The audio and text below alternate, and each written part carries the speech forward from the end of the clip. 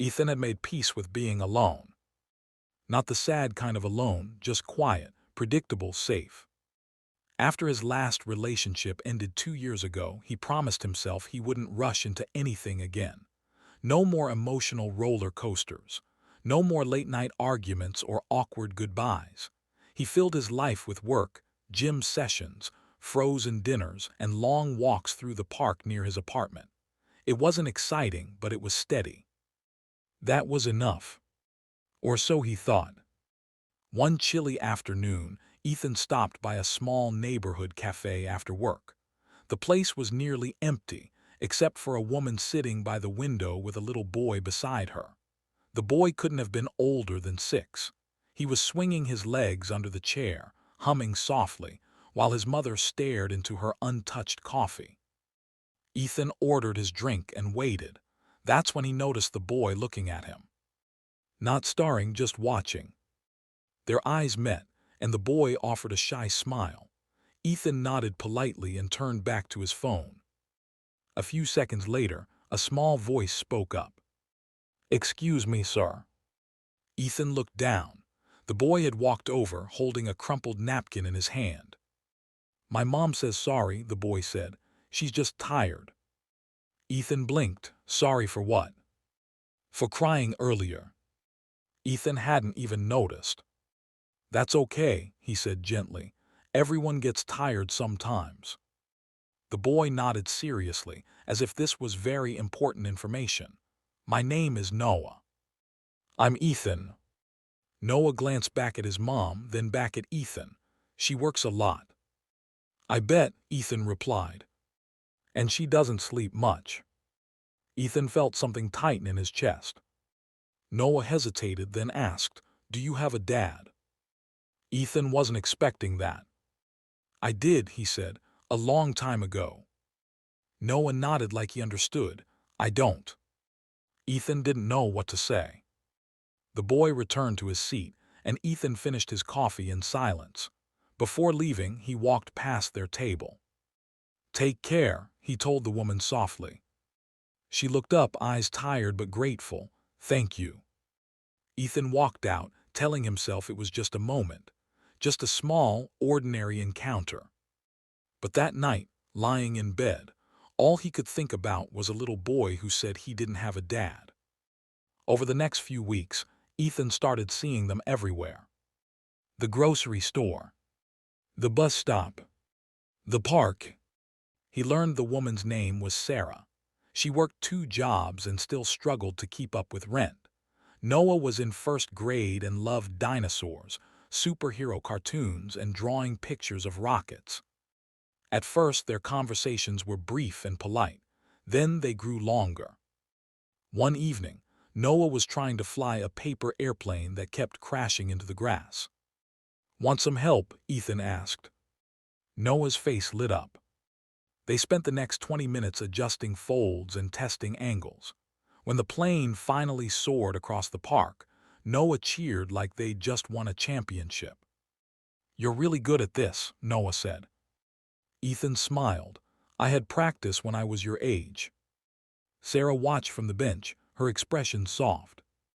Later that night, Ethan realized something uncomfortable. He'd laughed more in those 20 minutes than he had in months. Still, he kept reminding himself, don't get attached. He wasn't ready for a relationship.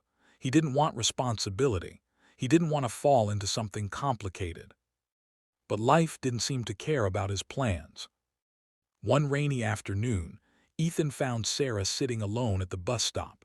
Noah curled up beside her, coughing softly. "He has a fever," she said, trying to sound calm. "I couldn't get off work." Ethan didn't think. "I can drive you to the clinic." Sarah hesitated. "You don't have to." "It's fine." At the clinic, Ethan held Noah's backpack while Sarah filled out paperwork.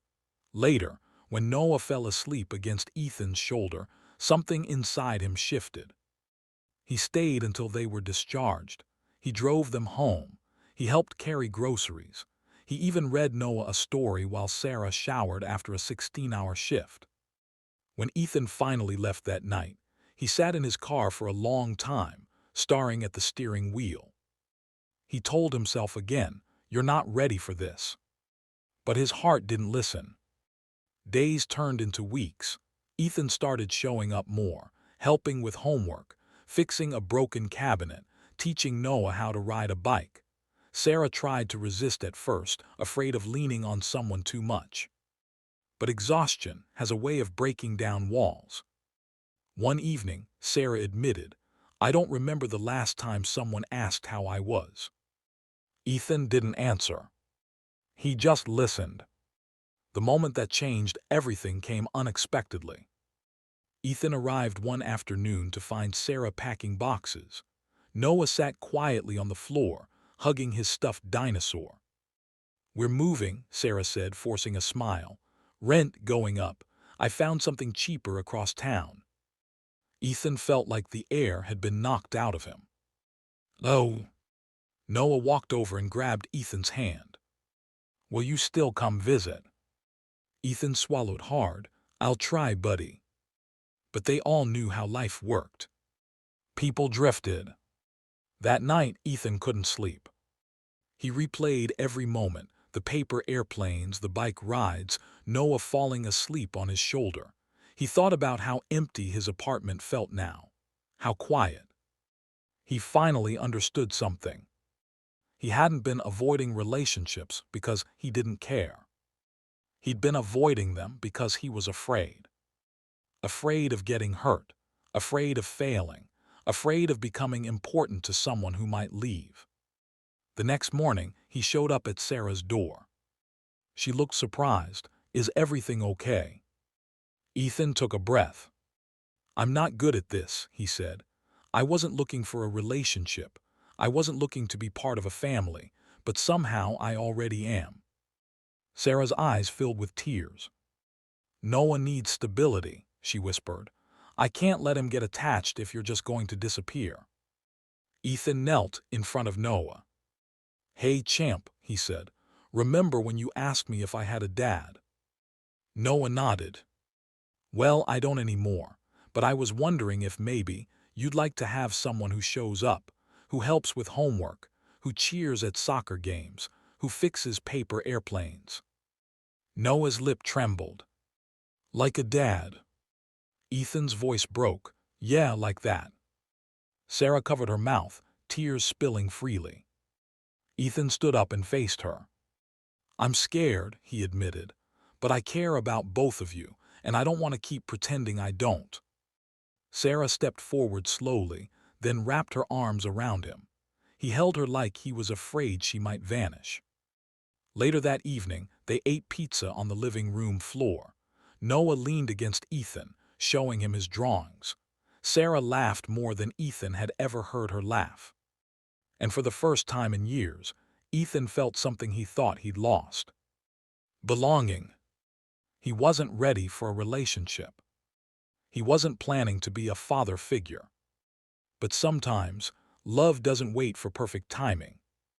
Sometimes it arrives in the form of a little boy who just needs a dad, and a man who finally realizes that maybe he needed a family too.